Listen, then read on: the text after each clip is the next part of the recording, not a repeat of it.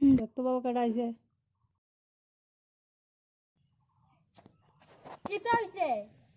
ভাই আমার মা অসুস্থ জন্য আমাকে কতটা খাওয়ান দেন না। মা দেখো তো কে আইছে। কি তো হইছে? কেডা আইছে? কি তারে বাবা তুই কিল্লি খাইছস?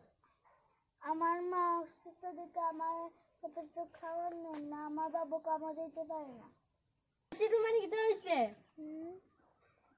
পরে আমার হাসি ডাক্তার টাকা নাই, হানিও নাই গো। হয়তো মার আমি কিতা খাইতাম, কিছু নাই, কামও নাই, তো কিতা করে খাইতাম। আচ্ছা আমি আমার মার এখান থেকে টাকা আইন তোমার মনে মনে দিবার লাগিয়া তা তুমি তোমরা খাইতে পারবাই, এরপরে তুমি তাইলে স্কুলও পারিতে পারবাই, ডাক্তারও দেখাইতে পারবাই, সব করতে পারবাই। মা ওই হেরা বাড়ি যেন একটা মায়া আছে নাইছিল, হেরা বাড়ি গিয়া সেটা দেখছি, কি আছে দেখছি অবস্থা বেশি বালা না। কি তো হইছে? এরা টেকা উকা কিচ্ছু নাই, ডাক্তার উকা কিচ্ছু দেখাইতে পারে না। হেরা বাড়ির মাসি তো খুব অসুস্থ, টেকা উকা কিচ্ছু নাই, একটু সাহায্য করো টেকা দিয়া। হ্যাঁ তোর যে অত বুঝ আছে, গরিব মানুষকে সাহায্য করার দরকার। সায়ন নে ইদি নিয়া এরে দিস আনে কিছু টেহা।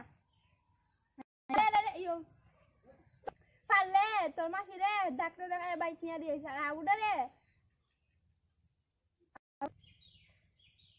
আবুডারে কিছু খাওন কোন কিন্না দিয়ে আইছে রে চালুল কিছু দিয়ে আইস। আচ্ছা মাসি মাসি দেও, তুমি লেগে চাল, এরপরে সেই লেগে খাওয়ানোর জিনিস, এরপরে টেকা আছে, তুমি তোমার ডাক্তারকে দেখাইতে পারবা।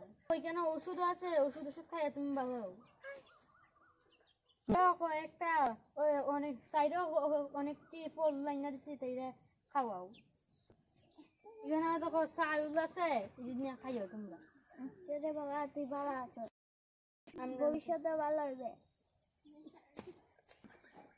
গরিব মানুষকে সাহায্য করা ভালো, ওদেরকে অবহেলা করা ভালো নয়। তবে এখানে অনেক হয়ে যাচ্ছে গরিব মানুষের উপর অত্যাচার বাড়ির মানুষে।